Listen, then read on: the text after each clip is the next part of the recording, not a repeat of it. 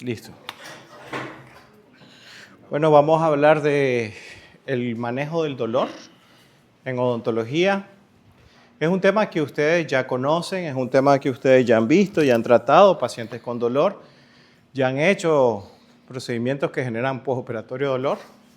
Así que vamos a ir viendo paso a paso cómo es el manejo farmacológico de eso. Primero tenemos que definir qué cosa es el dolor. ¿Qué cosa es el dolor?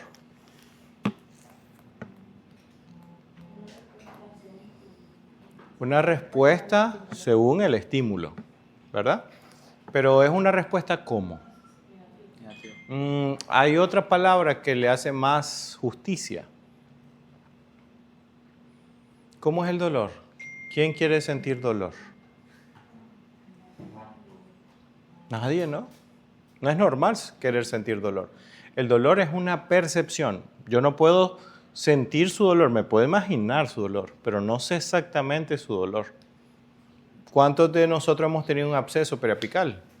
Probablemente pocos. Pero el paciente que sí lo tiene, yo me imagino cómo es la sensación dolorosa. Por lo tanto, es una percepción subjetiva, pero también es desagradable. ¿Y por qué es desagradable? El paciente llega a la consulta. Ahora, fijémonos en esta situación. Si a un paciente le vamos a colocar un par de implantes porque se necesita reponer una zona edéntula, comparado con otro paciente que le vamos a hacer la exéresis de una lesión en lo que es la parte del labio, aquí tenemos un mucocele, aquí tenemos un procedimiento quirúrgico. ¿Qué van a tener en común ambos en el postoperatorio? Va a haber dolor, ¿no? Y como va a haber dolor, yo necesito buscar fármacos para el control del dolor. ¿Qué recomendarían usar aquí y qué recomendarían usar acá? Ahí le pasa el micrófono a la persona que quiera contestar. Cuando vea, por ejemplo, ahí nos faltó que le pasaran el micrófono.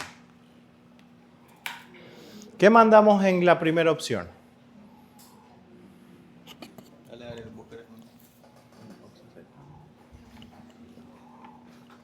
Ajá.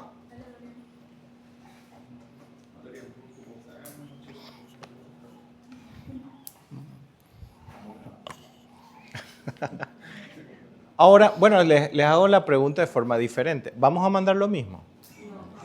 ¿Y por qué siempre mandan ibuprofeno? Fíjense que eso es como saber que fumar es malo, le dice a su paciente que no fume y usted fuma. Entonces, si sabemos de que tenemos la idea de que no vamos a usar lo mismo en un caso como en el otro, ¿por qué mandamos siempre lo mismo? Ok, vamos a ver qué parámetros hay diferentes. ¿Por qué no debería de mandarles a los dos ibuprofeno? Necesito al menos 3 justificaciones. ¿Por qué no mandar lo mismo? ¿Será porque el trauma es diferente y en uno está Fíjense, eso que acaba de decir es fundamental. El trauma es diferente. ¿Aquí qué voy a hacer? Voy a cortar tejido blando porque voy a hacer un colgajo y voy a generar también un traumatismo a nivel óseo. Voy a dañar tejido blando y tejido óseo. Entonces, aquí el nivel de daño va a ser mayor, aquí el nivel de daño va a ser menor. Por lo tanto, debe haber una diferencia. ¿Qué otra cosa? Estamos hablando también de que estás introduciendo dentro del tejido humano algo externo que no es de él. Aquí estamos colocando algo que va a generar un proceso, por decirlo de alguna manera, inflamatorio crónico y que esperamos que se osintegre por las bondades que tienen estos materiales. Y en el otro solo hicimos un trauma, pero no colocamos nada más que vaya a considerarse un irritante. Porque también hay implantes que se colocan, no se hace una osintegración, se mantiene un proceso inflamatorio crónico y el implante fracasa. Adiós, $1,200. ¿Ya? Qué caro. Que le cobraron al paciente solo por el implante.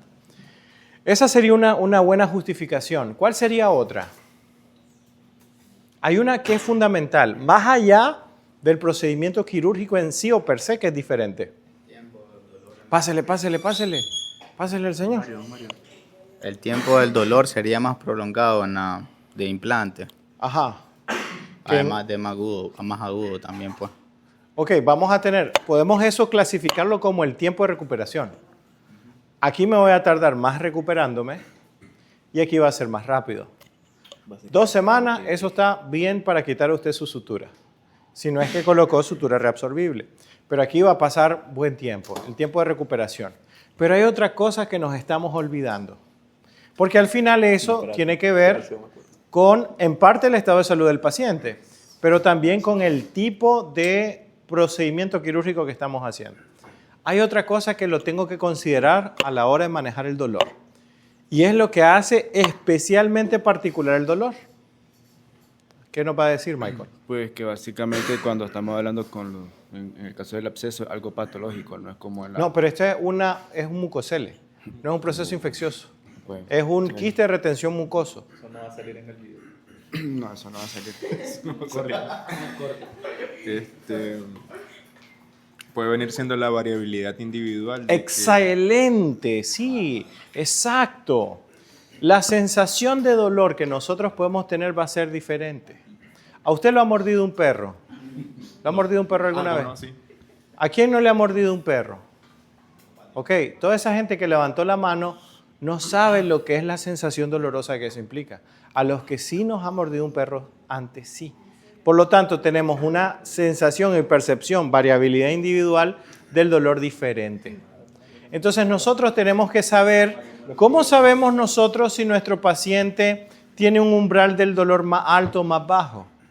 Nosotros en la historia clínica preguntamos los antecedentes. Cuando llegamos a la parte de la historia clínica y preguntamos acerca de los antecedentes odontológicos, ¿qué le preguntamos ahí? Pásele. Cuando usted llega al apartado de los antecedentes odontológicos, cuando está llenando su historia clínica, ¿qué le pregunta a su paciente? ¿Cómo empezó el dolor? ¿Qué tan prolongado es? Y Pero eso se parece más a motivo de consulta. Cuando hablamos de antecedentes odontológicos. Ah, bueno, sí, anteriormente ha tenido algo similar también. Pásele por acá, mire que aquí tienen algo. Aquí yo lo voy a pasar, que esto es más fácil. Aquí. Dígalo. Pues generalmente lo que se pregunta es que cómo ella tuvo su recuperación en sus extracciones, si se ha extraído. Si se ha hecho extracciones. Si sangró, Sí. o sea, demasiado. ¿Cómo ha sido al final su experiencia con tratamientos odontológicos previos? Sí, esta gente, mire, si esta gente sale en los TikTok, me van a estallar la cuenta de nuevos seguidores. Sí, hombre, si me tiré una novela uno de estos días por un simple espejo que tenía que lavar, violento. Fue una miniserie completa de viaje. Cuando llegamos a los antecedentes, preguntamos qué tratamientos previos se ha hecho. Cuando tenemos un paciente que, por ejemplo, le han hecho una extracción, ¿cómo pueden ser esos antecedentes? No tuve ningún problema, no me dolió, todo bien, pero pudo haber sido traumático. Le costó a la doctora sacarme el diente porque había tal vez estaba anquilosado, estaba fusionado, había algún tipo de cosa que complicó o estaba retenido el diente. Entonces, esto nos pone en contexto una cosa. Cada caso es diferente. Y como Dorian me enseñó un día, ahorita voy a tirar dígalo por favor, Dorian. Un facto. Correcto. Cada caso es diferente. El manejo del dolor se tiene que individualizar. ¿Cuál es el error que comete la mayoría de los odontólogos? Mandar siempre lo mismo. Y ningún caso es exactamente igual al otro. ¿Claro con este punto? Ok, entonces vemos que en el caso A y B son diferentes. Pensemos entonces ahora en qué fármaco vamos a mandar aquí y qué fármaco vamos a mandar en el otro caso. Para eso, vamos a hacer algo que nunca hemos hecho en ninguna clase antes. Vamos a pasar el marcador y vamos a ver a quién le toca. Hagamos que le toque a ella.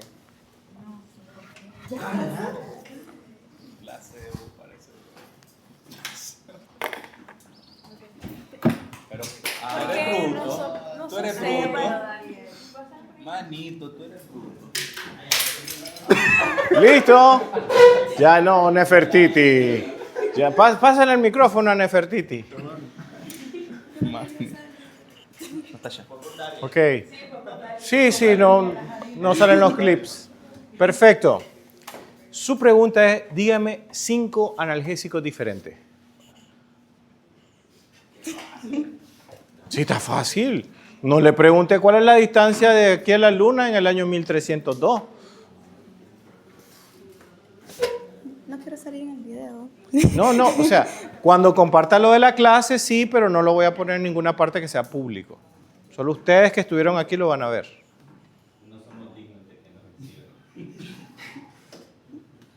Bueno, ponga para arriba para que no se vea quién es. Ahí está. Ajá. 5 analgésicos. Ibuprofeno, Ibuprofeno, diclofenac, diclofenac, tramadol, enantium, dexketoprofeno. Aquí solo usamos nombres genéricos. naproxeno. Ajá. ¿Qué más? 5. Sí, nos falta uno. No, a Dylan le vamos a preguntar 10 diferentes. Y a él sí lo vamos a enfocar. Ya no me acuerdo. Entonces, ese es el problema. Ese es el problema, que si nosotros no sabemos qué usar, vamos a usar siempre lo mismo. Es como, por ejemplo, vamos a hacerle una pregunta a alguien más, pero de otra cosa a lo que ya están más familiarizados.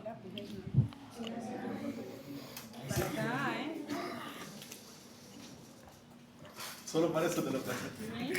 Es que si no van a decir que aquí no pase, lo van a volver a pasar.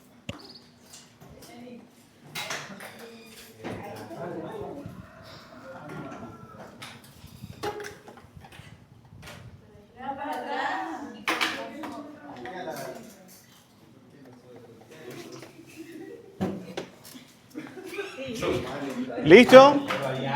Aquí nomás, aquí nomás. Aquí nomás. Ok. Perfecto. Mire, imagínese esta situación. Es el año 2035. Usted está trabajando en su clínica, obviamente usted tiene sobrinos, amigos y demás, y le escribe una sobrina, prima, lo que sea, conocida de la familia, y le dice, tía, suponiendo, ¿no? Tía, fíjese que yo ahorita ya estoy en tercer año de odontología y me están pidiendo las fresas para hacer operatoria. Dígame qué fresas son las que tengo que comprar. La de bola. La redonda, ok. La troncocónica. La troncocónica, ok. Y la con invertido. Ajá. Con 3 fresas hace todo. Este. Dígame con esas fresas cómo hace una clase 1 compuesta en una primera molar superior permanente. Pues primero con la de bola Ajá. empezaría por los surcos. Ok, Ahí. ok. Después de ya tener, pues, Ya hacemos una apertura inicial, sí, está va bien. Con la de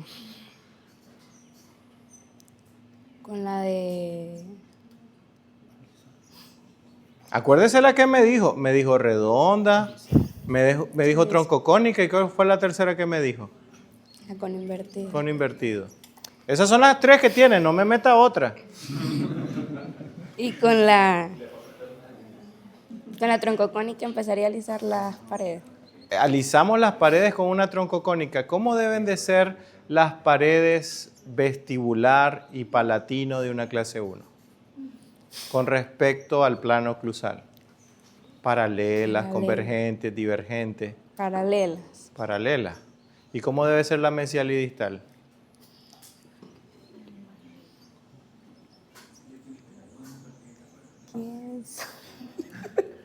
Bueno, es que de aquí al 2035 entendemos que se le olvidaron algunas cosas. Sí.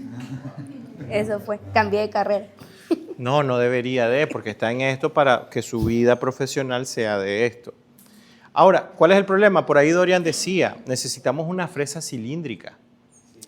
Ahora, una troncocónica en una clase 1, ¿en qué situación la utilizaría? Porque usted me dijo troncocónica.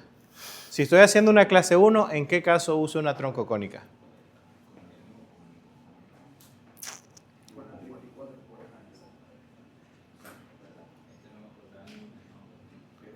Le pregunto al resto del público, en una clase 1, ¿en qué caso uso una fresa troncocónica? Clase 1, simple.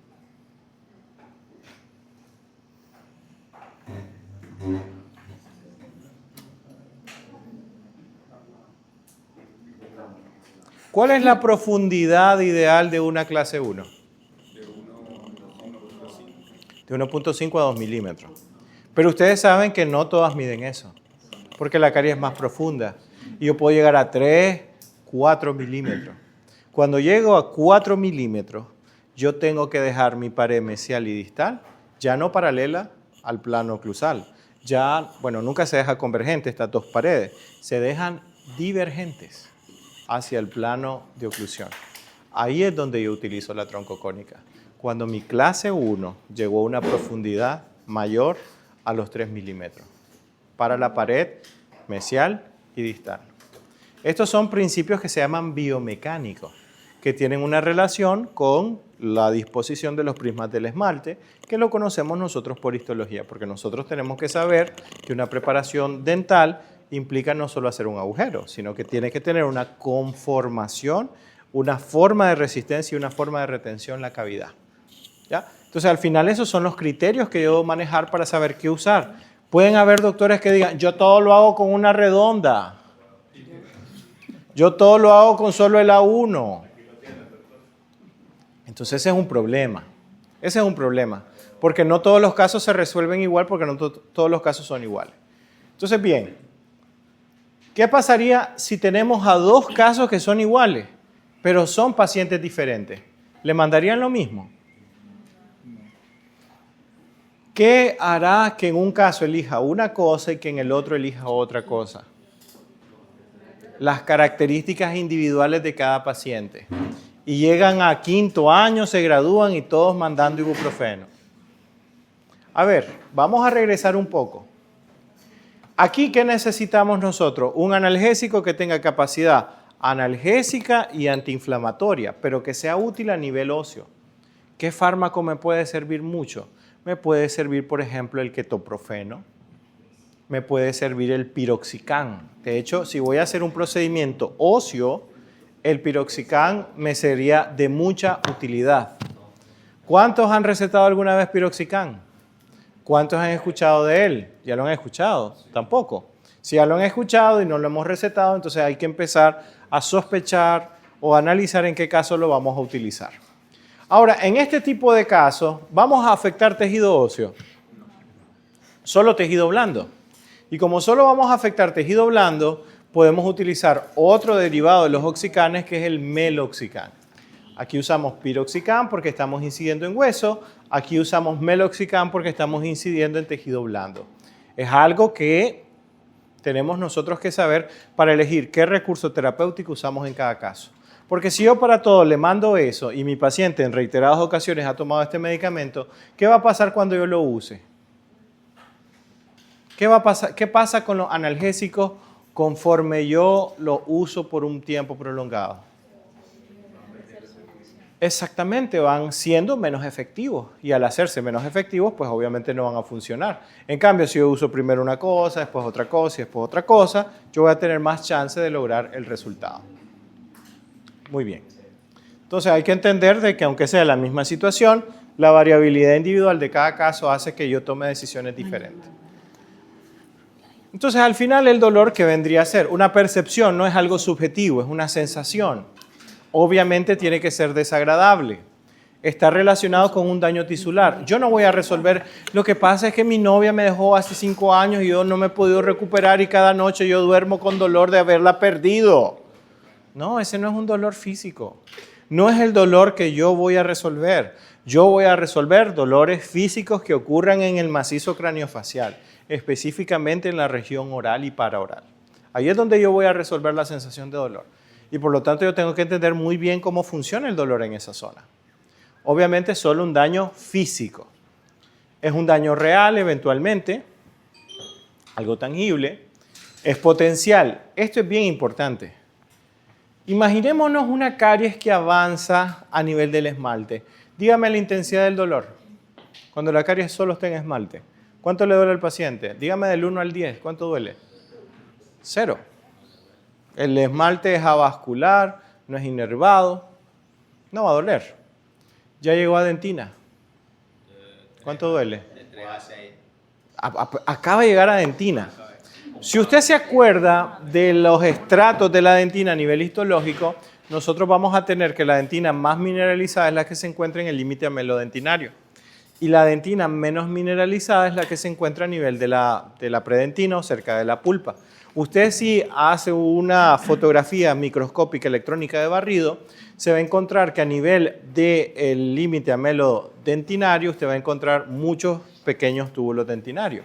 Y si usted hace esa misma fotografía, pero ya llegando a la pulpa, va a encontrar que hay pocos túbulos dentinarios, pero son de mayor volumen. Eso significa que hay menos mineralización, hay más matriz orgánica y por lo tanto es una dentina mucho menos dura. Ahora, si estamos apenas en el límite amelodentinario, ¿cómo va a ser la sensación de dolor? ¿Del 1 al 10? Bastante bajo, ok. Vamos llegando más hacia en medio de la dentina. Ya podemos decir un 5, ¿no? Y ya estamos a escasos milímetros de llegar a la pulpa, ya la sensación de dolor es más grande, ¿no? ¿Por qué decimos que es potencial? ¿Qué ha pasado aquí? ¿Por qué el dolor ha aumentado? Porque el daño cada vez es ¿cómo? Más grande. A medida que el daño sea mayor, el dolor va a ir aumentando. Usted puede comprobar lo potencial que es el dolor haciendo este experimento en su casa. ¿Quiénes tienen agujas de coser en su casa? De coser, no de sutura. Ok, vayan y agarren, le piden a la abuelita o a la mamita o a su mamá, a su tía, no sé, o a la vecina, no sé qué confianza de grado tengan, y le piden la aguja de un set, porque ellos tienen como un kit de agujas, no sé si se han fijado, y hay una aguja grandotota, ¿sí? Entonces usted esa se la pide, que no sé para qué sirve, debe ser para tejer, pero no estoy seguro. Entonces usted agarra la aguja en una mano, la punta, y en la otra mano tiene su dedo, y usted comienza a hacer esto. Presiónele más fuerte y más fuerte. Va a ver que a medida que más le presiona, ¿qué va a ver? Exacto, a eso se refiere lo potencial. Yo puedo tener un estado de dolor en este momento, pero ese estado de dolor se puede incrementar. Y cuando algo me dolía y ahora ya no me duele y yo no hice nada para resolver ese problema, ¿qué estará pasando? ¿Será algo bueno lo que está pasando? Que antes me dolía un montón, ahora casi ya no me duele. Después de 2 meses de estarme aguantando el dolor. Significa que el tejido obviamente está sufriendo un cambio crónico, incluso se puede necrosar. ¿Ya? Entonces hay que tener en cuenta eso, que el dolor es una alerta de un problema que se puede ir agravando hasta generar un daño irreversible en el tejido. Por eso los diagnósticos pulpares, ustedes están viendo endodoncia. Por ejemplo, dígame, según la sintomatología, ¿cuándo mandamos a hacer una endodoncia? Según la sintomatología.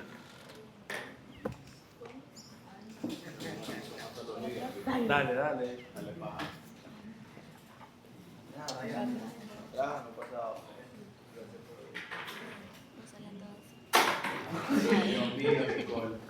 ¿Listo?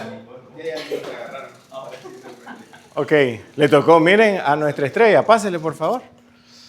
Según la sintomatología, ¿cuándo indicamos una endodoncia? Obviamente, para hacer un diagnóstico necesitamos combinar todo. Pero estamos hablando de la sintomatología, solo esa pieza. ¿Cuándo indicamos una endodoncia según la sintomatología? Cuando el dolor es insoportable, podría decirse. Bueno, hay dolor, pero ese dolor insoportable tiene una característica.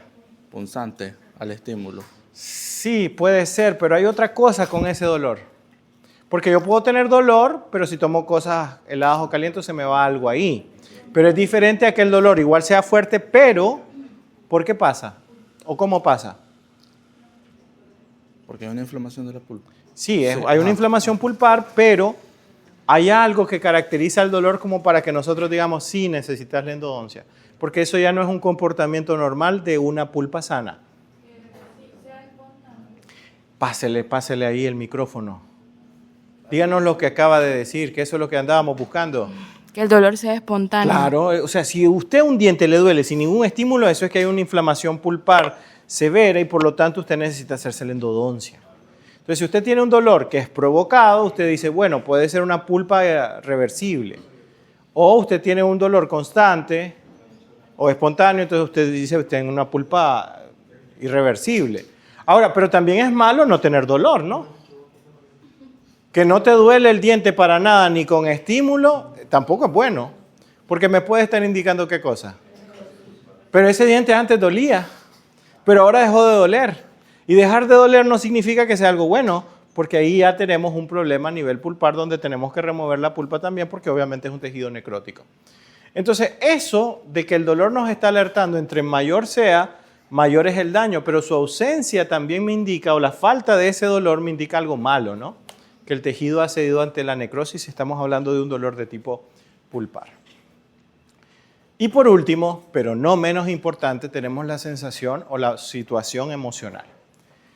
El dolor se ve modificado también por nuestras emociones. Nosotros sabemos de que cuando un paciente tiene ansiedad o tiene miedo, todo se le es más sensible. El paciente siente dolor más fácil, cualquier cosa lo asusta, cualquier cosa intensifica la sensación de dolor. Yo puedo ser un generador de esa sensación emocional desagradable, pero también su entorno. No es lo mismo alguien que esté pasando un problema familiar y llegue a atenderse. Su tolerancia al dolor no va a ser igual. O una persona que está pasando por un momento difícil. Obviamente su tolerancia al dolor no va a ser la misma. ¿Esto qué significa? Que yo puedo tener un paciente que antes haya hecho una buena respuesta al dolor y ahora puede que no. Por eso, eso nos dice que el dolor cómo es en el tiempo. ¿Qué palabra nos puede resumir esto? ¿Cómo es el dolor en el tiempo de una persona? ¿Cómo es? Nosotros en el tiempo, a lo largo de los años, ¿cómo somos? Sí, cambia. El dolor cambia. Y cada situación de dolor yo voy a tener que cambiarla en función de lo siguiente. Imagínense a Dorian, 14 de febrero. Y el 14 de febrero Dorian, que no tiene un plan claramente definido, pero tiene una cena para dos en primitivo. Entonces usted llama a una amiga, vamos a decirlo así, a una amiga. Y la amiga le dice que no. ¿Qué va a hacer Dorian? No puede transferir ese premio. O lo gasta hoy o no lo gasta ya de ninguna manera. Pásale el micrófono a Dorian. Aquí le pongo la situación. Llamó a su primera opción y le dijo que no. Llamó a su segunda opción y le dijo que no tampoco. Y ahora Dorian solo tiene la única salida, aquí lógica y correcta que puede hacer Dorian. Ojo, no puede transferirle a otra persona el pase doble o la cena para dos. No puede cambiar el día. O es aprovechar ese premio o es perderlo. ¿Qué hace Dorian? Le queda un solo disparo. Me llevo a Michael. ¿Ah? Me llevo a Michael, que me hace... Ya. No, mentira. ¿Por qué mentira? Realmente... O sea, ya la explicaciones no solicitadas son confesiones, señor. Disculpe, esto no va a salir en el video. Ya después de la segunda opción ya me chico palo, ya no busco una tercera realmente. Creo que eso haría, para ser honesto. ¿Qué se celebra el 30 de mayo? El Día de las Madres. ¿Y por qué no lleva a su mamá? ¿Ocuparía a mi madre como tercera opción? No. Pero si usted tenía, por decir, pensado ir con alguien y todo lo demás le falla, significa que hay alguien que nunca le va a fallar. Ah, es que tengo un hermano, entonces me tendría que llevar a mi hermano. Ah, bueno, entonces la familia, entonces. Pero es que acuérdese para dos personas. todas las películas de Rápido y Furioso. Pero es que son 2 personas, no son 8. Por eso elija a alguien. Si fuera esa casa, sí me llevo a mi madre. ¿Y qué dije yo? Lo que usted dijo. Exactamente, ¿no? Entonces sí, debió haber sido su primera opción, pero no era, o sea, no es el típico día donde hagamos eso, ¿no? Pero si al final yo quería salir con alguien, la vida me da pues una lección, y es que hay personas con las que puedes contar siempre, y es la familia. Vin Mi Diesel. familia. Mi familia. Ok. ¿Esto qué cosa es? ¿Qué tenía que ver esto con la clase? Esto que acabamos de hacer nosotros lo estableció la Organización Mundial de la Salud y se llama la escalera analgésica. Y aquí viene otro de los que le encanta decir a Dorian. ¿Viene otro? Otro facto, querida audiencia. Ok, cuando nosotros tenemos que manejar el dolor, siempre tenemos que tener más de una opción. Y tenemos que empezar con una opción que sea buena, pero no la mejor. Seguimos con una opción que es un poquito mejor que la anterior, pero no es la mejor. Y cerramos con la mejor opción. Me parece lo de ESPN, parecía, ¿no? Sí. De hecho. Pedimos por favor Entonces que Ariel siempre guarde ese usamos, teléfono. dejamos de último la mejor opción. Por eso dejé de último a su mamá, señor. Es verdad. Porque en la lógica de la escalera analgésica, lo último que usamos es lo mejor de todo. Entonces, a eso se refiere lo emocional, que nosotros podemos elegir un fármaco, pero tenemos que estar abiertos a usar otro u otro según sea la situación. Ahora vamos a plantear otra situación. Ya vieron prótesis, ¿verdad? ¿O están en eso? Están en eso, perfecto. Pasen el marcador. No lo quiero pasar. A vos te lo vas a pasar. Allá, mira, pasen.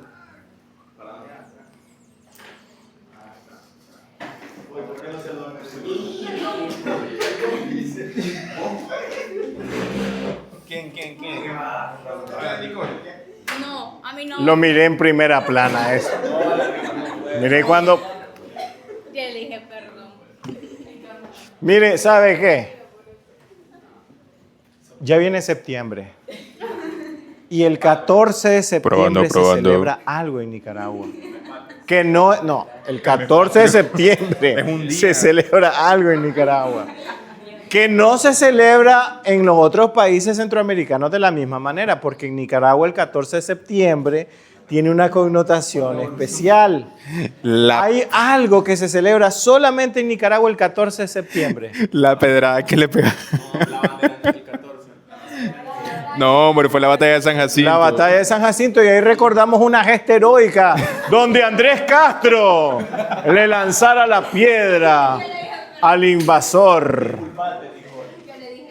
Entonces, la próxima vez, ¿y dónde está Andrés Castro? Voy a preguntar. Ok. Bueno, la situación es esta. Estamos en el año 2030, usted ya está graduada, un paciente llegó para que le hiciera una corona en una primer premolar superior del lado izquierdo, permanente obviamente porque es premolar, y el paciente le dio a usted, ¿querés metal porcelana o querés circonia? Circonia, le dice, ok, que es un poquito más cara, pudo haber sido de IMAX, pero bueno, esta fue la que eligió, y el paciente se pierde. No volvió el paciente. Y fue el paciente, mire, hágamelo y cuando usted me la ponga yo se lo pago todo y usted confía en él. Mala decisión. Entonces, bueno, ahí tiene guardada la corona.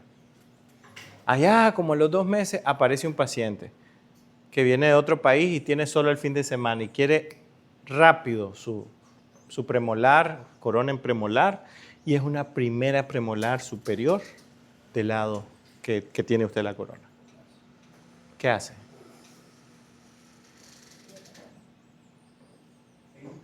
Ay, no sé. ¿Alguien que nos quiera ayudar? Si ella está ahí con la duda. La duda ya me está diciendo algo. La duda me está diciendo algo. Si no, ¿quién quiere ayudarnos? ¿Quién nos quiere ayudar? Ah. Es que hay que ser realista con el paciente, en un fin de semana no le va a dar tiempo a hacer. Pero usted tiene una corona ahí de un paciente que ya no volvió, que hasta la bloqueó de WhatsApp, no le contesta llamadas ni nada. Y se marchó. Pues, ¿O se la pasamos a alguien más para acá? Aquí decimos misa, pero vamos a ver. ¿Quién? Aquí.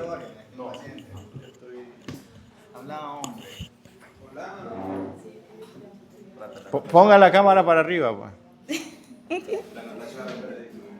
Es que idea no se la pondría porque no es la misma función, no la tenía la misma oclusión, no tiene la misma O sea, la anatomía. premolar del otro paciente tenía 3 cúspides y Sí, esta pero solo es que tiene no es la 2. misma función. O sea, la anatomía, no hay parámetros estandarizados de la forma de los dientes y de la cantidad de cúspides y surcos.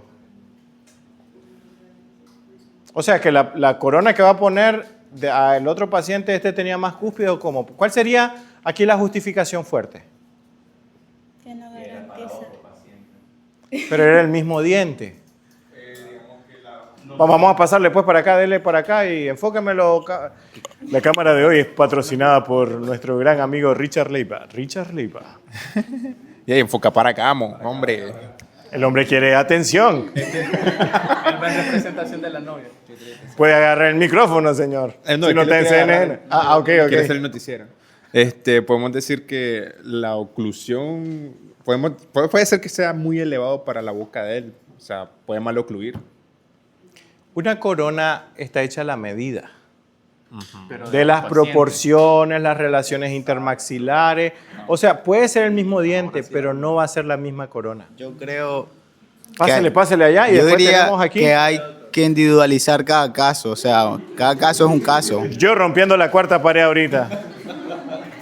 Perdón, a ver, háblenos. Que hay que individualizar los casos. O sea, cada caso es un caso, como había dicho usted anteriormente. Cada caso es diferente. Sí, cada caso es diferente. Sí.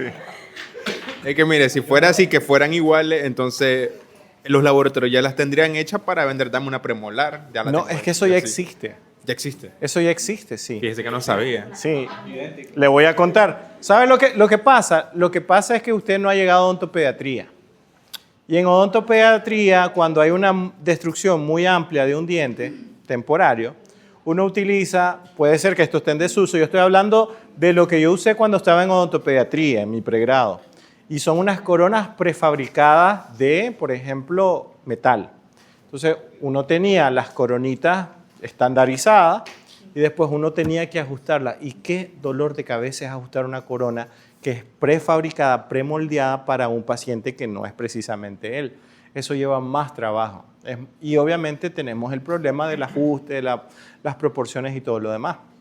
Entonces, como eso es mucho más trabajo, es mejor hacerla a la medida de cada necesidad de cada paciente. Este ejemplo de las coronas para el paciente, que uno se fue y dejó la corona ahí lista, nos trata de reflexionar sobre de que no usemos siempre lo mismo. Lo que le funciona a una persona no le funciona a otra. Y por eso yo tengo que dedicarle el tiempo para elegir cuál es el mejor fármaco para cada paciente. ¿De acuerdo? Sí. Cada caso es un caso. No, pero está bien empleada la frase, de hecho, cada caso es un caso. Frase por Don Mario. Ok, entonces cuando nosotros hablamos de qué compone al dolor, ¿se acuerdan que en el tema de ansiedad hablamos de los componentes de la ansiedad? ¿Se acuerdan? Sí. Qué bueno que no me digan que sí, porque en el examen no se acordaron. Sí. ¿Cuáles son los componentes de la ansiedad patológico y fisiológico? Cognitivo, conductual y ¿cuál es el otro? Fisiológico. Entonces aquí tenemos los componentes del dolor. Hay un aspecto físico, un aspecto psicológico, un aspecto social y un aspecto espiritual. Esto según el autor Ferrer en 1991. ¿De qué trata cada uno? Por ejemplo, el aspecto físico, disminución de la capacidad funcional. Obviamente, si tenemos dolor, no vamos a hacer lo mismo. Si yo tengo dolor en el hombro, no voy a poder levantar bien el hombro. Si tengo dolor en la rodilla, no voy a poder caminar bien, no voy a poder correr o desempeñar mis funciones. Disminución de la fortaleza y la resistencia. No voy a aguantar lo mismo, no voy a... Por ejemplo, hablemos de dolor físico a la hora de una molar con la masticación. ¿Voy a masticar igual? Porque me duele el diente, voy a tratar de masticar de otro lado o voy a tener que cambiar el tipo de alimentación por algo más blando. Y algo más blando no significa que necesariamente sea más saludable. Vamos a tener algunos síntomas satélite, como por ejemplo náuseas, pérdida del apetito o incluso trastornos del sueño. ¿Cuántos se han despertado a media de la noche por dolor en alguna parte del cuerpo? Más de alguno, ¿no? Porque es una sensación desagradable que no nos permite conciliar el sueño, dependiendo del tipo y la intensidad. Ojo, el componente físico es universal. Toda persona que se le fracture un diente vital le va a doler. Más o menos, pero le va a doler. Eso es, todo el mundo va a tener eso. Todos de fábrica vamos a tener eso. Vamos ahora con el componente psicológico. Disminución de la alegría, obviamente si tengo dolor no estoy feliz y contento. Y de la capacidad lúdica, vamos a ver. Vamos a preguntar de la capacidad lúdica. Pasen marcador, pues.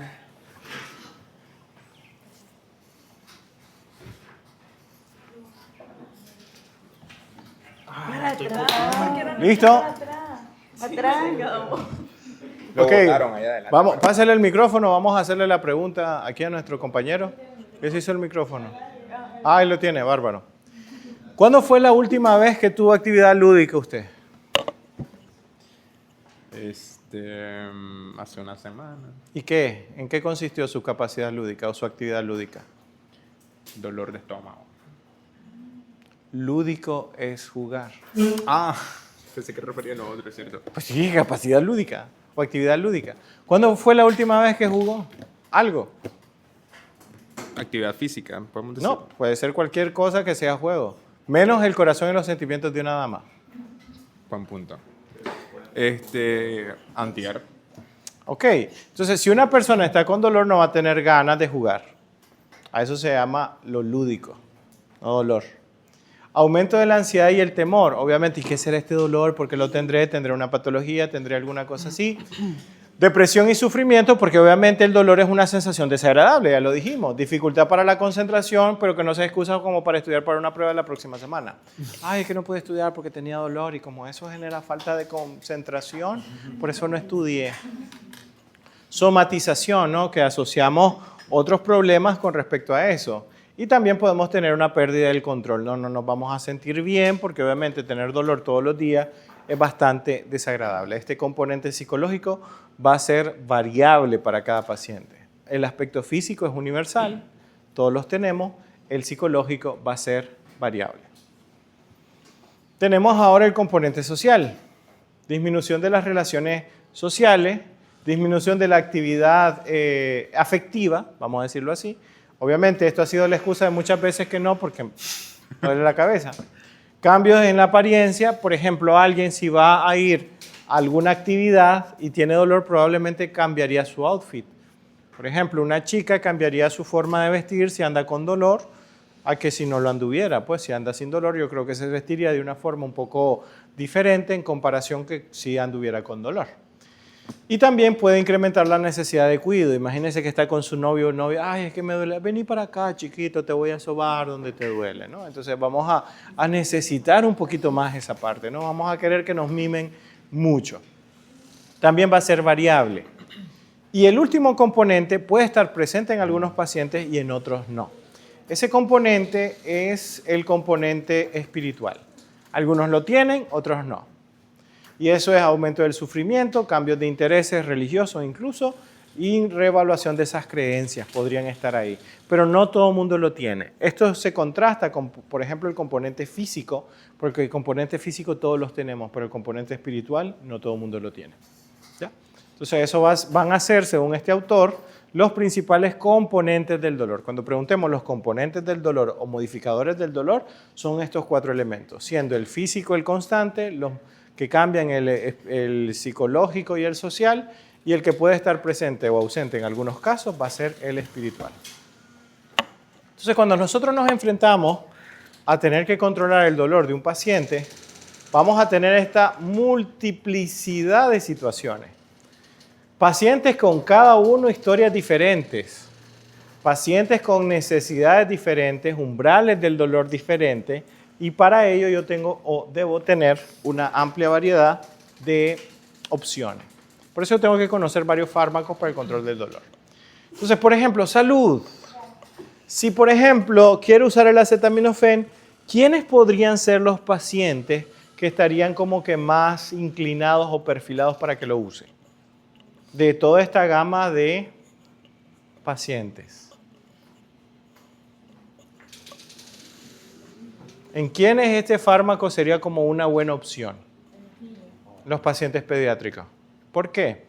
Porque se supone que los niños se les cuida para que ellos no sufran sensaciones de dolores muy intensos. O sea, un niño pues van a procurar que se caiga, van a procurar evitar que se caiga, va a evitar que se queme, va a evitar que se corte con algo filoso. Por lo tanto, sus sensaciones de dolor o sus estímulos dolorosos deben de ser de baja intensidad. Por lo tanto, un analgésico de esa intensidad pues va a estar bien. Lógicamente no nos vayamos a los extremos. No es lo mismo un niño que sufre un accidente. Ni modo, vamos a tener que usar fármacos de mucha más. ¿Qué cosa? ¿Más? Una característica que determina la efectividad de un fármaco versus el otro. Exacto, Richard. Potencia. Fármacos mucho más potentes. Entonces, ahora, a este paciente que, por ejemplo, no ha tenido muchas experiencias de dolor traumatizantes, podría funcionarle. Al niño probablemente podría no funcionarle si la sensación de dolor es de una gama mucho más alta. Entonces, como es tan variable la selección, tenemos que conocer muy bien cada caso. Por eso, cuando un paciente me escribe y me dice qué me recomienda para el dolor, así por WhatsApp, entonces necesitamos hacer una consulta para poder decirle de mejor manera. Con solo mostrarme un diente con caries, no puedo elegir muy bien la opción para alivio del dolor. Entonces, vamos a ver uno de los aspectos que debo de tomar en cuenta, para poder hacer un buen manejo del dolor en odontología. Una de las primeras cosas es la respuesta obtenida. Y esto es la escalera analgésica que yo les hablé de la Organización Mundial de la Salud.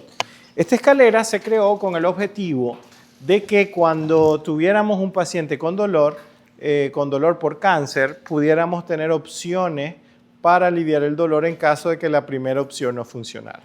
Entonces, al principio usamos formas no opioides, luego podemos utilizar opioides de leve a moderado y por último usamos opioides de intensidad mayor, ¿verdad? Obviamente esto es para pacientes que tienen cáncer. En odontología vamos a usar AINES y aquí podríamos utilizar la combinación de AINES con opioides. Entonces, cuando nosotros tenemos una sensación de dolor, siempre tenemos que tener las tres opciones que le había dicho a Doria, siendo la última opción en este caso la más potente. ¿Por qué no uso la opción más potente de inicio? ¿Y por qué no arranco con la mejor opción al inicio? ¿Por qué? Si yo sé que el medicamento que le voy a mandar no es lo mejor de lo mejor para aliviar el dolor. ¿Por qué no empiezo con lo mejor de lo mejor para aliviar el dolor? Paciente que llegó con una caries profunda.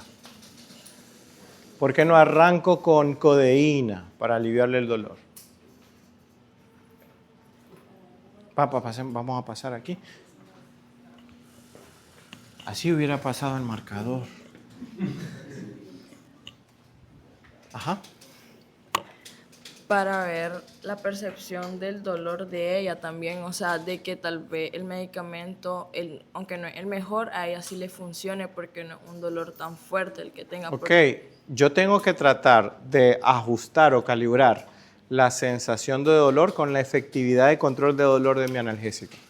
Porque lo que yo quiero evitar es sobrealiviar el dolor. Porque cuando yo sobrealivio el dolor, yo estoy generando un problema. ¿Cuál sería otra razón de por qué no voy a usar de primero lo mejor? Se escucha feo, pero es que esta es una estrategia para poder alargar la vida de los analgésicos en los antecedentes de un paciente. Vamos para acá. ¿Quién la manda? Vino tarde. Sí. Porque al usar el analgésico más fuerte le está provocando, ¿cómo le explico? O sea, le genera tolerancia de lo otro. Más o menos. Dígame, ya que tiene ahí el micrófono, vamos a plantear esta situación. Vamos a suponer que tiene una tía, un tío, algún familiar y le dice, ve, mira, te voy a mandar $200 para que vos te compres algo, un traje bonito por si tenés un evento. Ya sea para Navidad, Año Nuevo, o si hay una promoción, hay alguna cosa en diciembre y vos tengas que ponerte. Entonces usted, bueno, pues le manda el dinero y la persona le dice, pero cuando lo compres me mandas foto que lo compraste. Entonces usted se va este fin de semana, se va a las tiendas y se busca un traje bonito para esa ocasión especial. Y entonces dicen, por ejemplo, en clase, bueno, y el miércoles vamos a tener una feria así de los muchachos de primer año para que vengan de civil. Le pregunto, ¿usted se pondría para esa actividad el traje que se acaba de comprar? ¿Por qué no? Porque él está específico para una ocasión. No, pero le dicen civil. Si usted quiere venir de saco, puede venir, que se va a morir de calor es otra cosa. Pero no le van a decir nada aparte de bullying de que venga de saco. Porque yo ya tengo destinado una ocasión para ese traje. ¿Y cuál va a ser la ocasión? Estamos pensando en diciembre de este año. ¿Para qué se está reservando ese traje bonito? Para Nochebuena, el 24 de diciembre en la noche. Ok, entonces cuando nosotros usamos un analgésico, nosotros tenemos que usar una buena opción, pero no la mejor, porque no sabemos cuándo la mejor opción la vamos a tener que necesitar. Usted no sabe que hoy el paciente tiene una caries profunda, pero no sabemos mañana qué le puede pasar. Se puede fracturar unos dientes en el sector anterior, puede sufrir un trauma, se puede fracturar algún hueso de una extremidad. Y entonces, si ya usamos lo mejor de lo mejor para un problema de este tamaño, y ya usé lo mejor de lo mejor para ese problema de este tamaño, cuando yo tengo un problema de este tamaño, ese analgésico va a quedarle chico. Era lo que decía. Pásele. Era lo que decía que el dolor es cambiante, o sea, no siempre va a ser la misma potencia, pues. La intensidad, porque la potencia es del fármaco. Sí, okay. Sí, bueno, intensidad. Entonces, pues, hay que tener preparado, como dice, una opción C para problemas que sean más fuertes, ¿ya? Sí, o de mayor intensidad. O de mayor intensidad. O sea, yo siempre me tengo que guardar lo mejor al final. Por eso, Dorian, por eso dejamos a su mamá al final. Porque dejamos lo mejor al final. Dejamos lo mejor al final. Correcto. Entonces yo siempre tengo que dejar lo mejor al final o lo más potente porque no sé cuándo vaya a necesitarlo. Así que cuando nosotros mandemos un analgésico, prescribamos un analgésico, tengo que tomar en cuenta los siguientes aspectos. Características individuales de cada paciente. No todos somos iguales. ¿Qué dicen las chicas? ¿Todos los hombres son? Todos los pacientes no son iguales, aunque sean hombres. Entonces hay que tomar en cuenta eso. Cada caso es un caso. Tenemos que conocer el efecto y la potencia de los fármacos. Tenemos que conocer el efecto y la potencia de los fármacos. No todos los fármacos tienen el mismo efecto y la misma potencia. Ustedes saben cuál es una buena resina y cuál no es tan buena. Y usted, si tiene una resina no tan buena, cuando tenga su consultorio, no le cobre como que si fuera una buenísima resina la que está colocando. Te le puede ofrecer, bueno, te ofrezco resina tal o cual o tal, y vos elegís cuál. O usted ya lo tiene estandarizado, que es lo mejor. Yo en mi clínica estandarizo cuáles son los procesos, dice usted. Y aquí solo vamos a usar de tal marca de resina. Por eso el costo es tanto. Ok, para eso yo tengo que conocer los medicamentos. También tengo que clasificar el tipo de dolor. Y eso es algo que muchos no hacemos a la hora de atender a un paciente. Lo primero que tengo que hacer para aliviarle el dolor o elegir el fármaco es saber a qué me estoy enfrentando. Es como que si le llame a un paciente, pásele el marcador.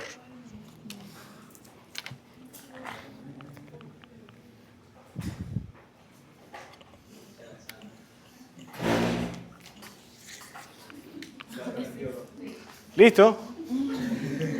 Ya no le he dicho. Pero mire, tuvo una buena intención. Ahí después Andrés Castro me le va a pedir disculpas al filibustero. Ok, perfecto. La situación es la siguiente. Un paciente la llama a usted. Usted tiene su clínica y le dice, mire, ¿y usted cuánto cobra por atenderme? Es que necesito que me repare los dientes. ¿Cuánto me cobra? Así le dice, así. El micrófono. Así es la llamada, así tal cual. Mire, doctora, me la recomendaron. ¿Cuánto me cuesta que me repare los dientes?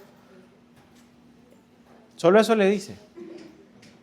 Es que normal tiene que venir a pasar a cosas. Sí, pero un aproximado para saber cuánto saco de la tarjeta. ¿Cuánto saco del banco, del cajero? A ver si lo dejo vacío el cajero. Entonces primero tendría que hacerle, es que si quiere que yo le haga un tratamiento directamente no se puede, primero tiene que pasar por una cita de valoración. Si usted quiere ¿Pero para qué? Mire, yo soy una persona práctica. Yo necesito que 3 citas lo más que voy a invertir. Porque tiempo yo no tengo, me mantengo ocupadísimo. Yo tengo un negocio digital donde monetizo con Free Fire. Bueno, nosotros trabajamos con un protocolo del cual tenemos que tener una valoración inicial, historia, todo. No podemos hacer nada de la nada. Para usted hacer un presupuesto, usted primero tiene que, complete la frase, usted tiene que al paciente, al paciente valorar, tiene que diagnosticar. Sí, usted tiene que al paciente. Está bien lo que está diciendo, pero hay una palabra que yo necesito ahí, que es un verbo. No, sí es un verbo, pero no es el que estoy buscando.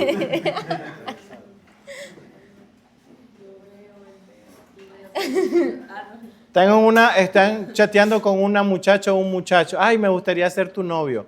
Pero solo se han chateado. ¿Qué necesita usted? Conocer, ver. Conocerlo. Entonces, para usted saber a qué dolor se va a enfrentar, usted tiene primero que conocer el dolor.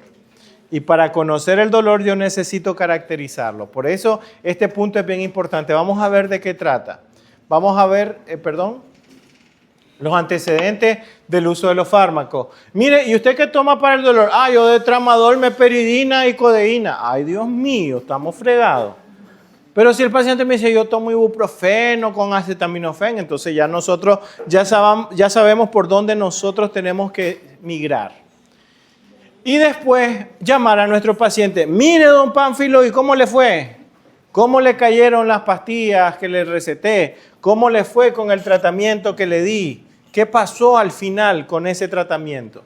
Siempre tenemos que saber si mi paciente le fue bien, porque si mi paciente le fue mal, van a haber pacientes que lo llamen y le digan, mire, ¿qué pasó? ¿Y qué fue? No hiciste nada con tanta chapa, ranking, panking, pan. Entonces, puede pasar eso. Pueden haber pacientes que no lo llamen. Y si no lo llama a su paciente, entonces el paciente va a buscar qué hacer. Y se puede, que no queremos que pase, se puede ¿qué? Automedicar. Y no queremos eso. Porque cuando el paciente se automedica, no bota todos los protocolos. Entonces vamos a ver cuáles son los principios de uso de analgésicos.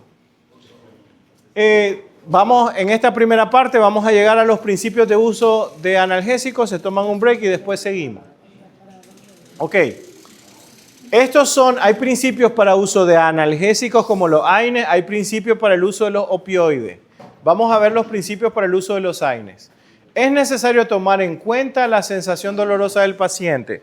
Cuando yo quiero saber cómo es la sensación dolorosa del paciente, yo le pregunto cuánto es el dolor en la escala EVA. ¿Qué significa EVA? Escala de valoración análoga. Eso significa EVA. Escala de valoración análoga. No es la novia de Wally, sino que es la escala de valoración análoga. Ok. Entonces yo le pregunto al paciente, ¿cuánto es la intensidad de dolor del 1 al 10? Como le pregunté con la dentina. Entonces, si estamos entre 1 y 2, decimos que es un dolor leve. Si estamos entre 3 a 5, es un dolor moderado. Si estamos de 6 a 8, es un dolor severo. Y si estamos de 9 a 10, estamos en el peor dolor posible. Igual lo vamos a ver un poquito más adelante esa escala. Pero necesitamos preguntarle a mi paciente en qué intensidad de dolor está. El otro principio es la selección del fármaco debe estar condicionada por las características propias de cada paciente. Esto vuelve y pone sobre la palestra o la discusión pública. No podemos mandarle a todos los pacientes lo mismo, porque no todos los pacientes son iguales. Cada paciente tiene una historia diferente, cada paciente es diferente, tiene percepciones, sensaciones, antecedentes que hacen que nosotros tengamos que individualizar la dosis o la pauta o los medicamentos. Tenemos que individualizar la forma en que manejamos el dolor. La potencia de un analgésico está determinado por la intensidad del dolor. Doctora, doctor, deme lo mejor para el dolor que usted conozca. No, le voy a mandar lo que le sirva para el dolor que usted tiene proporcionalmente. Si usted tiene un dolor de este tamaño, ¿de qué tamaño va a ser el analgésico que usted va a mandar? De este tamaño. Si usted tiene un dolor de este tamaño, usted va a mandar un analgésico de ese tamaño para aliviar el dolor. Entonces, todo va a estar en proporción y no lo que me diga el paciente. Ay, doctor, mire, de esta escala, de esto a esto, ¿de cuánto es su dolor? Así. No, pero uno tiene que analizar si realmente eso. Como cuando uno le pregunta de Eva, dígame por favor del 1 al 10 de cuánto dolor tiene. 100. Entonces, obviamente, hay pacientes. En la clasificación de House, ¿cuál era el paciente que exageraba? Que un problema de este tamaño lo hacía así de grande en la clasificación de House. Yo sé, lo vimos apenas hace algunos meses en semiología.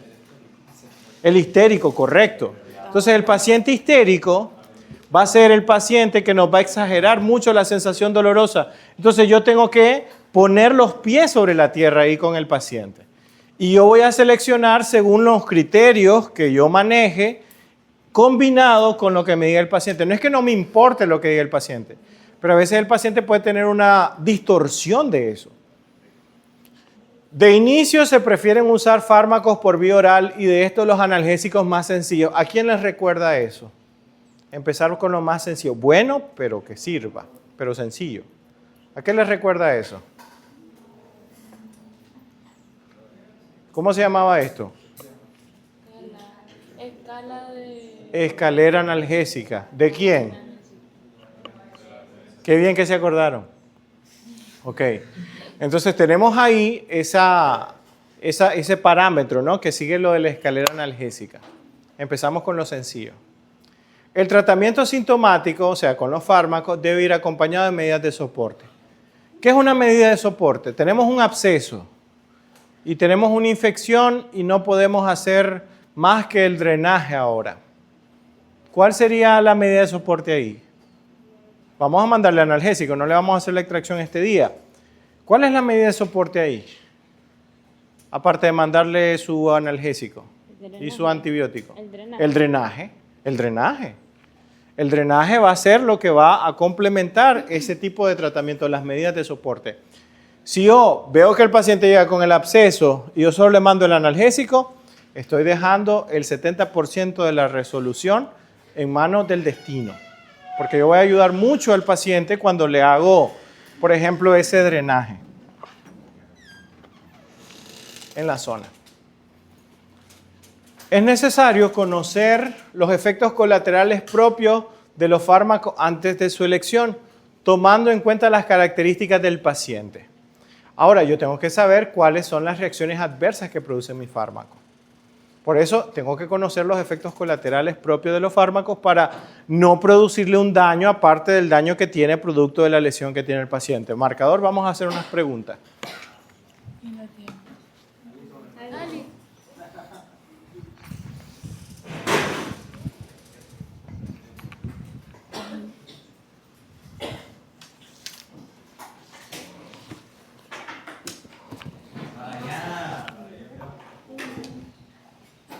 Listo, listo. No, déselo a mi compañerito aquí que está cerca. No hay borrador. Arroba Mario 2025. Frases icónicas.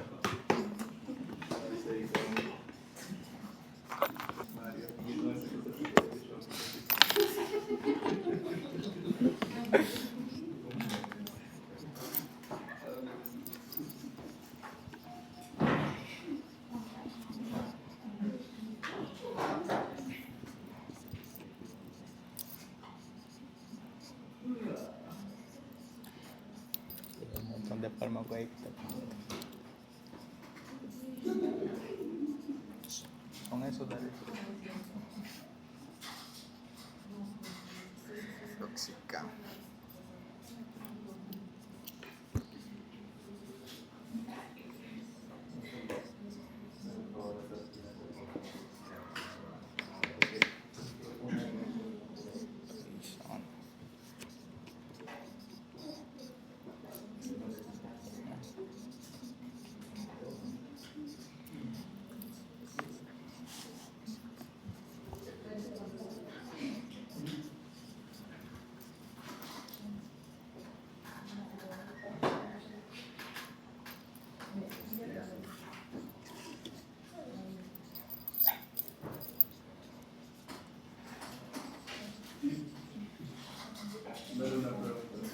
Como no, espéreme, pero es que esta pregunta... ¿No ve que cuando pregunté que me dijeran 5 analgésicos, patinamos? Ok, bueno, vamos con nuestro querido don Mario, vamos a preguntarle. Tenemos aquí que tenemos que conocer, porque después le vamos a preguntar a don Dorian, porque está ahí insistiendo que quiere participar. Vamos a hacer esto, Mario. Si usted no se siente seguro de la respuesta, automáticamente se la pasa a Dorian. ¿Le parece? Sí. Perfecto, me gusta la justicia divina. Sí, justicia. ok. Tenemos que conocer el efecto colateral de los fármacos para poder saber qué debemos de evitar, en qué caso. Yo puedo elegir un fármaco muy bueno, pero de repente ese paciente no estaría indicado ese fármaco para ese paciente. Entonces aquí tiene la lista de los fármacos: diclofenac, aspirina, acetaminofén, dipirona, ibuprofeno, piroxicam, meloxicam, prednisona, codeína, tramadol, dexametasona, ketorolaco y gabapentina. Solo por poner un pequeño ahí muestrario. Cuando llega una madre con su hijo porque le están erupcionando los dientes permanentes o temporarios, puede ser cualquiera de los dos, y le dice, fíjese que en los antecedentes aquí le traigo que el niño ha pasado con dolor y molestia, fíjese, pero el niño me ha salido a cada rato, se me enferma, fíjese. Y los doctores ni saben qué es. Cada mes se le da fiebre, le da gripe, y yo le paso dando medicamentos y eso, y así. Cada mes una cosa más me le da al niño. Yo no sé ni qué hacer con este chamaco. De la lista de medicamentos que está aquí, ¿cuál va a evitar? Porque en estos casos, el caso se puede agravar. Un Pero verso intenta, sin aunque esfuerzo. sea. Pero intenta aunque sea. Intenta. El hombre dijo que no, hay que respetarlo. Mire, cuando un hombre dice que no, es no, señor.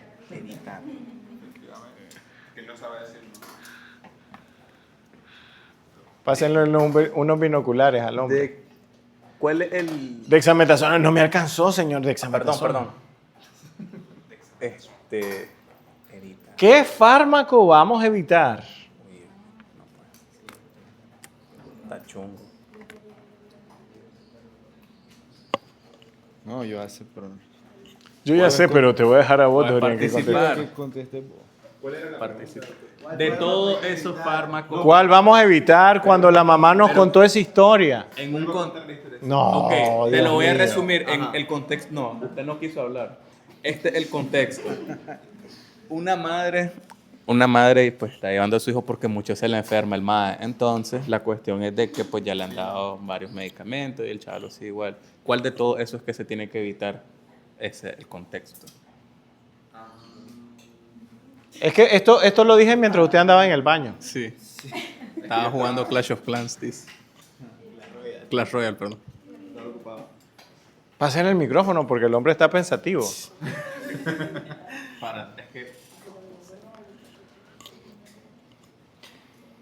El grupo de fármacos que se debe evitar. No, de estas dos opciones va a elegir una.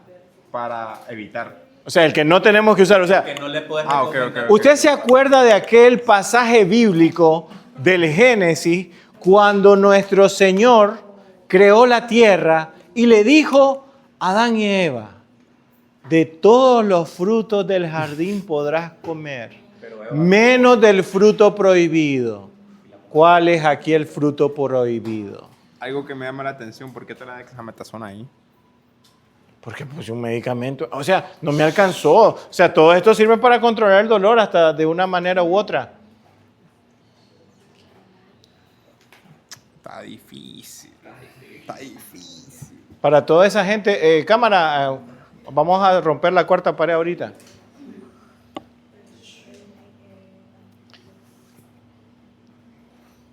Pero si la va a romper, tenés que... La tenés que Sí, aquí se está moviendo para acá. Para todos los que piensan que en la odontología son 32 dientes, aquí viene esta parte de reflexión. Regresamos, ya dejamos de romper la cuarta pared. Momentos de alta tensión esperando.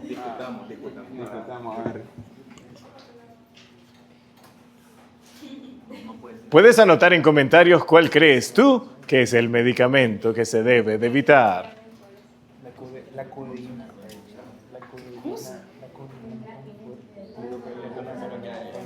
La dexametasona viene siendo... Ojo, la pregunta es, ¿qué fármaco debemos de evitar? Obviamente que sí se podría mandar si no tuviera estos antecedentes. Pero como tiene estos antecedentes, no se puede mandar.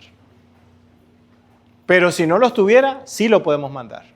Por si estaban pensando, es que los opioides para los niños no se debe mandar en un entorno ambulatorio, odontológico, lo cual no es una mala idea, eso está bien pensarlo, pero es un fármaco que normalmente sí mandaría, pero dado este contexto, no lo voy a mandar. Pero si no tuviera ese antecedente, lo mandaría. Por sus efectos colaterales. No lo piensa así. A ver, aquí, porque parece que Es primita para niños, ¿sabía por eso? que se enferma cada rato y no se sabe por qué, cada mes se está enfermando de gripe. Después decirlo. También está la aspirina fuerte. Dice Oren de cuál aspirina estamos hablando. Del ácido acetil salicílico. Es que dice... No, ácido acetil salicílico de 100 miligramos puede ser perfectamente. A ver, pues... El consejo no ha llegado a una Decirlo respuesta todavía. No voy a decir un fármaco al aire. No, porque hombre, sí. lo que dijiste que quería ocupar... No. Es que me cegaste vos, me quitaste la idea. Bueno, ya no. Y el doctor se me puede burlar.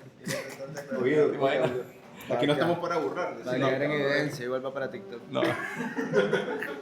¿Te imaginas? Top 3 errores de odontología.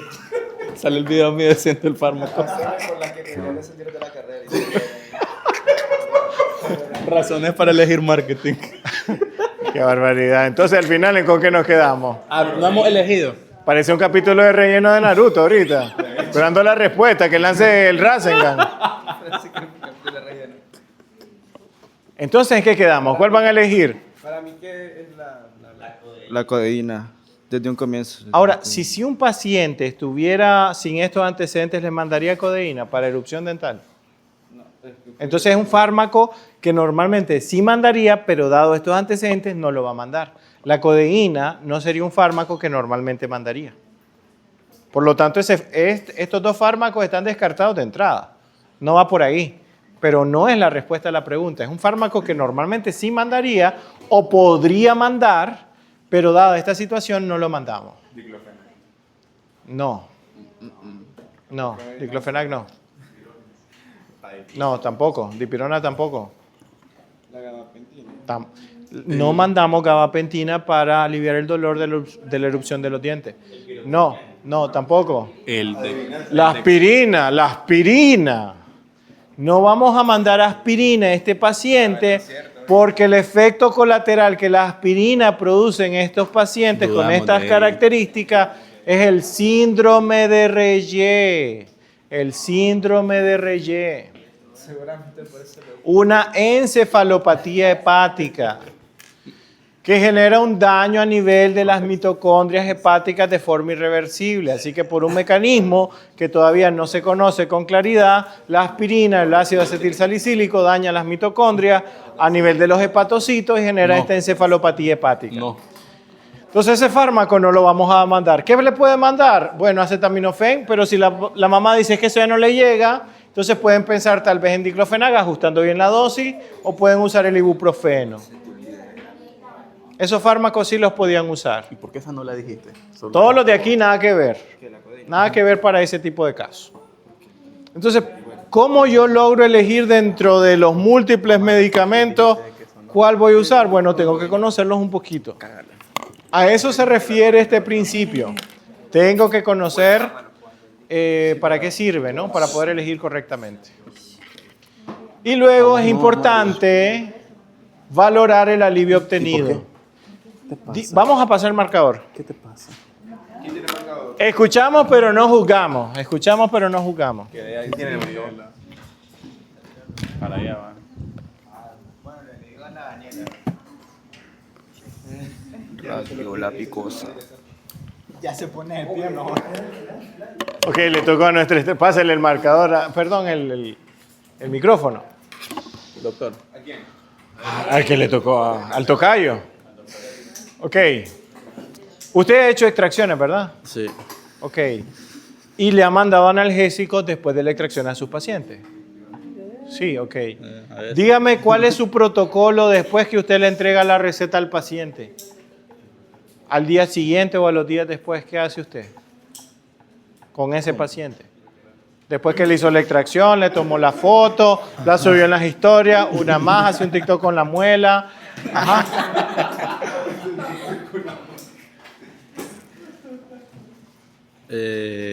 Escuchamos, pero no juzgamos.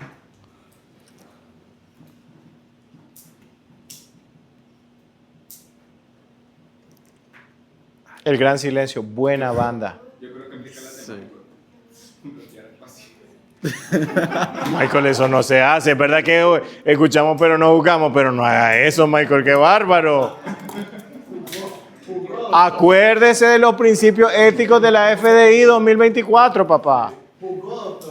Por eso yo lo dije antes, malo, pero tengo que hacerlo porque me parece una falta grave. Pues un hombre bendito, ¿usted qué más quiere? ¿Qué quiere? ¿Que le manden lo contrario, una bendición? Ahora le mandan eso, pero no le llega por el WhatsApp. Bueno, personalmente, pues, Sí, claro. lo que he hecho, o sea, yo le digo al paciente, cualquier cosa, cosa que presente o algún dolor que me pueda escribir a la hora que sea, no importa. Pero aunque esté en vivo de TikTok. No importa. Bárbaro, importa. Eso. Tremendo. Pero solo una vez una paciente no me buscó, entonces yo le escribí. Ajá, ¿y por qué le escribió? Si no para ver si ya estaba bien, o porque fue mi primera extracción, entonces sí estaba un poquito como que... Entonces, eso que hizo en su primera extracción, hágalo en todos los casos. Porque van a haber personas que tal vez se sientan con pena de preguntar, personas que de repente piensen que es su culpa. Van a haber otra gente que sí se va a contactar con usted. Pero para la empatía del paciente siempre va a ser bueno que usted ve cómo está, cómo sigue al día siguiente. Sea que esté bien, excelente. Si hay alguna incomodidad, uno le da una recomendación. Pero el paciente se siente acompañado. Y eso hace que el paciente genere empatía con usted. Así que, así como hizo con el primer paciente, hágalo con el resto. Si usted lo hace como un hábito, cuando usted salga de la carrera y usted monte su consultorio, eso va a ser algo normal en usted y el paciente va a notarlo como una diferencia. Ve, la otra doctora me sacó la muela y nunca me dijo nada, pero el doctor está pendiente de mí. Eso es lo que me gusta de la atención del doctor Eric. De hecho, es verdad eso. Pásale aquí, confesiones. Estamos en tu podcast. Confesando Confesiones. En el podcast del doctor Eric. Sí ha pasado. Han venido pacientes a extracciones y dice, fíjese que me dolió una vez que me hicieron una extracción en los consultorios, eso, del MINS. XYZ. XYZ. Bueno, en el consultorio XY, la paciente Z me dijo de que pues sí, desde que le colocaron la inyección, o sea, la anestesia, le dolió a la hora del procedimiento, que la agarraron como que si fuera saco de papa. Ajá, pero no es tanto cómo lo atendieron antes, es cómo usted después. va a manejar el Sí, postoperatorio, que es esto lo que estamos viendo. Hay que valorar el alivio obtenido. ¿Será que mi medicamento estuvo bien seleccionado? ¿Tengo que cambiar? Porque acuérdense que el dolor puede cambiar y no necesariamente sea la misma sensación de dolor. Entonces, siempre hablar con el paciente después de la extracción es bueno. La mayoría de los casos, los pacientes son sinceros. Y aquí les voy a decir algo que esto no lo leí en ningún lado. Esto lo escuché en una conferencia. Y me parece muy importante porque a veces ir a las charlas no es solo tomarse fotos, porque uno tiene que estar atento en la charla porque la información, como alguien dice por ahí, está disponible. Buena parte de la información hay información privilegiada que uno, pues, desafortunada o afortunadamente, como usted lo quiera ver, tiene que buscarlo un poco más a profundidad o incluso tiene que hacer una inversión para poder obtener esa información. Pero dice, los porcentajes de demanda a los odontólogos suelen suceder en aquellos doctores cuyos pacientes entre sí no tenían una buena relación. Pero muchas demandas se evitan por la buena relación que usted tenga con su paciente. Si usted se relaciona con su paciente de una forma asertiva, con empatía, usted logra resolver un problema. Es que si usted lo abandona y demás, el paciente puede, obviamente, está en todo su derecho a establecer una queja. Entonces usted dedíquese a siempre preguntar esto. ¿Cómo les va? ¿Cómo le va al paciente? Pásele para acá. No, pero su opinión nos importa. No sabemos qué va a decir. Ya no podemos ir, doctor, de repente. Sí, exacto. Eso es lo bueno cuando la gente viene temprano. Doctor, pero por ejemplo, ¿y cuando el paciente no se toma los medicamentos? Porque, por ejemplo, yo tengo una paciente que la estuve atendiendo en endodoncia.